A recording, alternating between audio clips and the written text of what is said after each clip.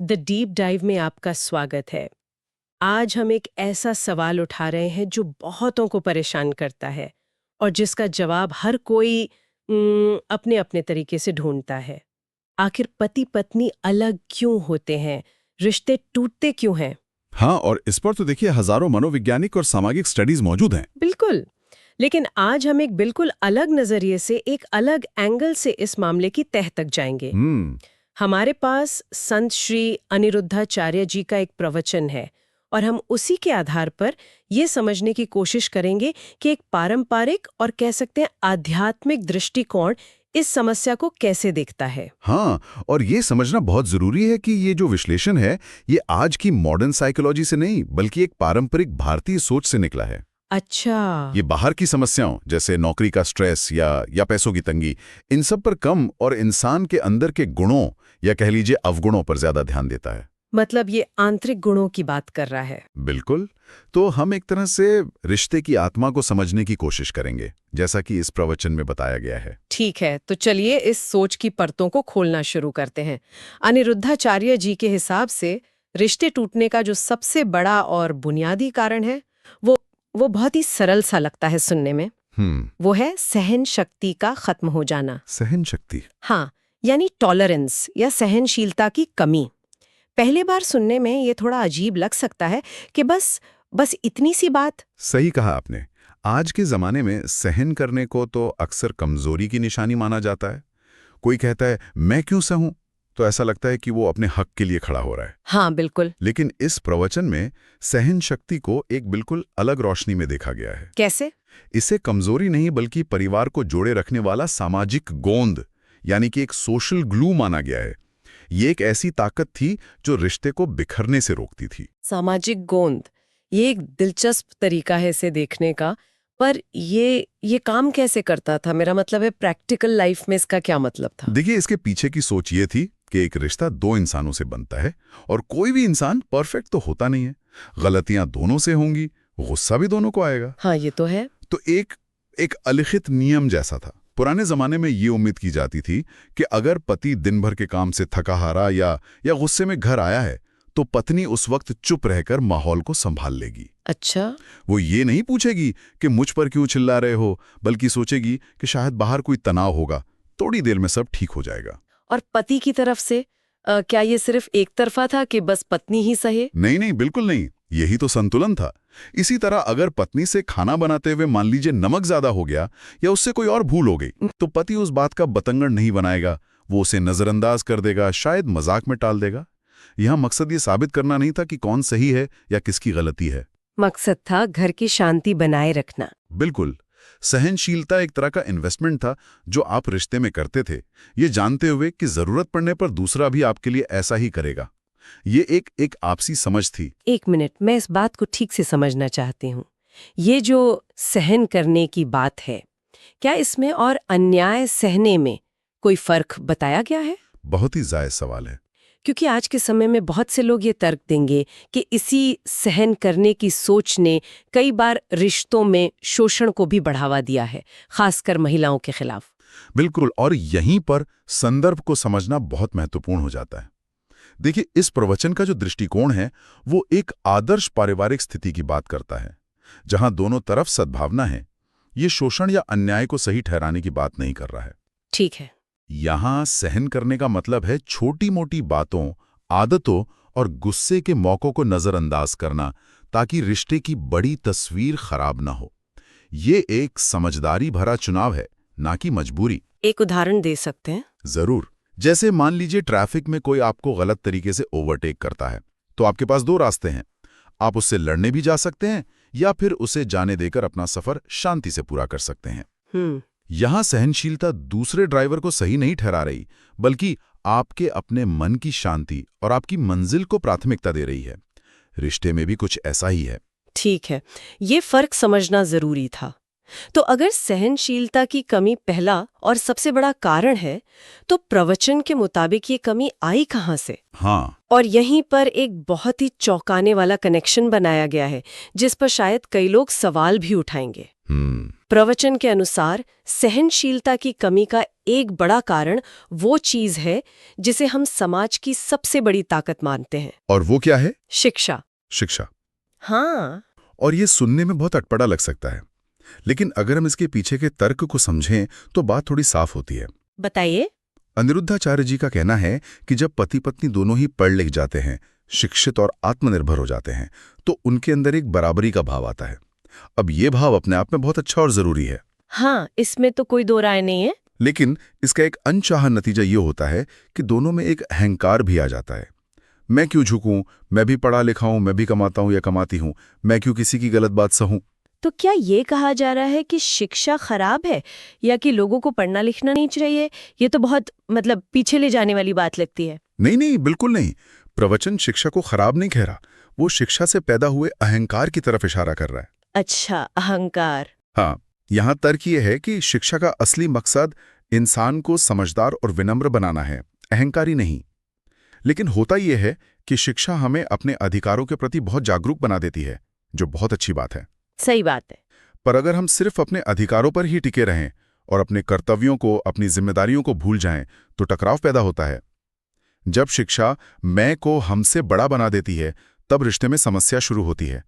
ये शिक्षा का दोष नहीं है, बल्कि शिक्षा को हम कैसे ग्रहण करते हैं उसका दोष है। बिल्कुल सही। शिक्षा से जो ताकत मिली है उसे रिश्ते को तोड़ने के लिए नहीं, बल्कि जोड़ने के लिए इस्तेमाल करना चाहिए। पर ये अहंकार असल में करता क्या है? ये टकराव को कैसे बढ़ाता है? ये अहंकार एक छोटी सी असहमति को लड़ाई में और एक छोटी लड़ाई को युद्ध में बदल देता है। अच्छा। सोचिए, किसी बात पर बहस हुई, पहले शायद एक व्यक्ति चुप हो जाता या बात को टाल देता, लेकिन अब अहंकार कहता है मैं सही हूं और मुझे ये साबित करना होगा, तो बहस बढ़ती जाती है। तुमने ऐसा क्यों कहा? तुम्हारी हिम्मत कैसे हुई? इस तरह की बातें। इस तरह के सवाल उठने लगते हैं। सहनशीलता, जिससे पहले समझदारी माना जाता था, उसे अब हार मान लेना या कमजोर पड़ जाना समझ लिया जाता है। और कोई हारना नहीं चाहता? कोई भी नहीं। इसलिए दोनों अपनी अपनी बात पर अड़े रहते हैं और एक छोटा सा मुद्दा एक बड़ी लड़ाई बन जाता है। और मुझे लगता है कि ये सिर्फ पति पत्नी के बीच तक ही सीमित नहीं रहता होगा। प्रवचन में एक और बहुत अहम बात कही गई है जी, कि पहले अगर कोई लड़ाई झगड़ा होता भी था तो वो घर की चारदीवारी के अंदर रहता था, लेकिन अब ऐसा नहीं होता। एक छोटी सी बात पूरे समाज का मुद्दा बन जाती है। बिल्कुल। ये तीसरा बड़ा कारण बताया गया है। निजी और सार्वजनिक के बीच की जो रेखा थी वो अब बहुत धुंधली हो गई है। कैसे? जैसे पति पत्नी में कोई गंभीर बहस होती है, फोन घनघनाने लगते हैं। पत्नी अपने मायके फोन करती है, पति अपने घर वालों या दोस्तों को बताता है। हाँ, और फिर मैदान में दो लोग नहीं बल्कि दो पूरे परिवार या दो गुट उतर आते हैं। और एक बार जब इतने सारे लोग इसमें शामिल हो जाते हैं, तब तो मामला सुलझने के बजाय और उलझ जाता होगा। सुलझना लगभग नामुमकिन हो जाता है। आप सोचिए, जब तक बात सिर्फ दो लोगों के बीच है, तब तक सुलह की गुंजाइश बनी रहती है। हो सकता है रात को सोते समय उन्हें अपनी गलती का एहसास हो या एक दूसरे के लिए प्यार याद आ जाए और वो बात खत्म कर दें। लेकिन जब दोनों परिवार शामिल हो जाते हैं, तब ये मामला व्यक्तिगत नहीं रह जाता। एग्जैक्टली। ये इज्जत का, मान सम्मान का और सामाजिक प्रतिष्ठा का सवाल बन जाता है। अब लड़की का परिवार कहता है हमारी बेटी क्यों झुकेगी, लड़के का परिवार कहता है हमारे लड़के की क्या गलती है। जो फोकस रिश्ते को बचाने पर होना चाहिए था, वो हटकर अपने पक्ष को जिताने पर आ जाता है। एकदम सही। अब कोई भी पक्ष पीछे हटने को तैयार नहीं होता, क्योंकि पीछे हटने का मतलब हार मान लेना होगा, और वो भी सबके सामने। और जो लड़ाई शायद एक सॉरी से खत्म हो सकती थी, वही अब कोर्ट कचहरी और तलाक तक पहुंच जाती है, क्योंकि अब इसमें दो लोगों का भविष्य नहीं बल्कि दो परिवारों का अहंकार दांव पर लगा होता है। घर की बात जब समाज की बन जाती है तो उसे वापस घर लाना बहुत मुश्किल हो जाता है। तो अगर हम इन तीनों कारणों को एक साथ देखें, सहनशीलता की कमी, फिर शिक्षा से आया अहंकार और निजी मामलों का सार्वजनिक हो जाना, ये तो एक बहुत ही खतरनाक कॉकटेल जैसा लगता है जो किसी भी रिश्ते को बर्बाद कर सकता है। ही? तो सवाल उठता है कि इसका समाधान क्या है? क्या अनिरुद्धाचार्य जी ने इस चक्र को तोड़ने का कोई रास्ता भी बताया है? हाँ, और इस प्रवचन की सबसे खूबसूरत बात यही है कि इतनी जटिल समस्या का समाधान बहुत ही सरल और व्यावहारिक तरीके से बताया गया है। अच्छा। कोई लंबा चौड़ा मनोवैज्ञानिक सिद्धांत नहीं, बस एक सीधा सादा नियम। वे कहते हैं अगर एक गर्म हो तो दूसरे को नरम हो जाना चाहिए। आग और पानी वाला हिसाब। हाँ, अगर एक आग है तो दूसरे को पानी बनना पड़ेगा। अगर दोनों ही आग बन गए तो सब जल जाएगा। बिल्कुल यही बात है। ये गुस्से और टकराव के चक्र को तोड़ने का सबसे सीधा तरीका है। इसमें एक गहरी समझ छिपी है कि किसी बहस को रोकने के लिए दोनों का एक साथ शांत होना जरूरी नहीं है। अच्छा।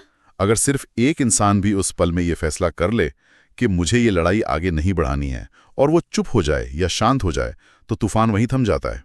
ये उस बढ़ती हुई आग पर पानी डालने जैसा है। आग को जलने के लिए और ईंधन चाहिए होता है ना।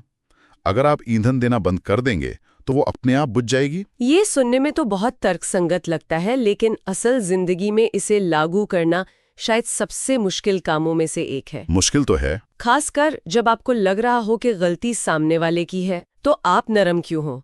और क्या हमेशा एक ही व्यक्ति को नरम होना पड़ेगा? ये तो फिर से एक असंतुलन पैदा करेगा।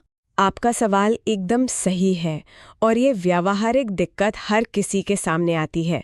प्रवचन इस मुश्किल को नज़रअंदाज नहीं करता, इसीलिए समाधान के साथ एक चेतावनी भी दी गई है। और वो क्या है? चेतावनी ये है कि अगर दोनों ही गर्म रहेंगे, अगर दोनों ही अपनी बात और अपने अहंकार पर अड़े रहेंगे, तो अंत में घर ही जल जाएगा। यहाँ घर का मतलब सिर्फ दीवारों से बना मकान नहीं, बल्कि वो रिश्ता, वो परिवार है जिसे बनाने में सालों की मेहनत, प्यार और सपने लगे होते हैं। तो ये एक तरह से चुनाव करने की बात है कि आप अपना अहंकार बचाना चाहते हैं या अपना रिश्ता। बिल्कुल। और जहाँ तक आपके दूसरे सवाल का सवाल है कि हमेशा एक ही क्यों झुके, तो देखिए, आदर्श स्थिति में ये जिम्मेदारी दोनों की है। कभी एक नरम हो तो कभी दूसरा। एक डांस की तरह। हाँ, एक डांस की तरह है जहाँ दोनों पार्टनर एक दूसरे के कदमों को समझते हुए चलते हैं। लेकिन अगर किसी एक को भी रिश्ते की ज्यादा परवाह है तो वो पहल कर सकता है। यहाँ नरम होने का मतलब हारना नहीं है, बल्कि रिश्ते को जिताना है। हाँ, ये कमजोरी नहीं बल्कि समझदारी और दूरदर्शिता की निशानी है। ये समझना कि इस लड़ाई को जीतने से कहीं ज्यादा जरूरी इस रिश्ते को बचाना है। तो आज की इस बातचीत को अगर हम समेटें तो श्री अनिरुद्धाचार्य जी के प्रवचन के आधार पर रिश्ते टूटने की जो तस्वीर उभरती है, उसके 3 मुख्य बिंदु हैं। जी। पहला, सहनशीलता का खत्म होना, जिसे रिश्ते को जोड़ने वाला गोंद माना गया है। दूसरा, आधुनिक शिक्षा से आया अहंकार जो हमें झुकने से रोकता है। और तीसरा, घर की लड़ाई का सड़क पर आ जाना, यानी निजी मामलों का सार्वजनिक हो जाना, जो सुलह के सारे रास्ते बंद कर देता है। और इन सब का समाधान एक बहुत ही सरल नियम में छिपा है। जब एक का पारा चढ़े तो दूसरा शांत हो जाए। ये एक तरह से कह सकते हैं भावनात्मक आत्मनियंत्रण या इमोशनल रेगुलेशन का पारंपरिक भारतीय संस्करण है। अच्छा। ये बताता है कि रिश्ते को बचाने की जिम्मेदारी हमेशा बाहरी हालातों पर नहीं होती, बल्कि हमारे अपने व्यवहार और हमारे चुनावों पर होती है। ये एक ऐसा नजरिया है जो आज की भागदौड़ भरी जिंदगी में हमें रुक कर सोचने पर मजबूर करता है। बिल्कुल, ये विश्लेषण हमें पारंपरिक मूल्यों की तरफ वापस ले जाता है।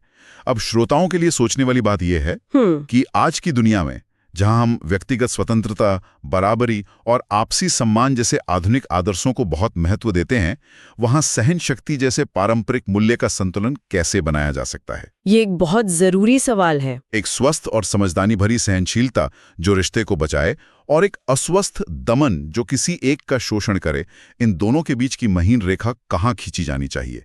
ये एक ऐसा सवाल है जिसका जवाब शायद हर जोड़े को अपने रिश्ते के संदर्भ में खुद ही खोजना होगा।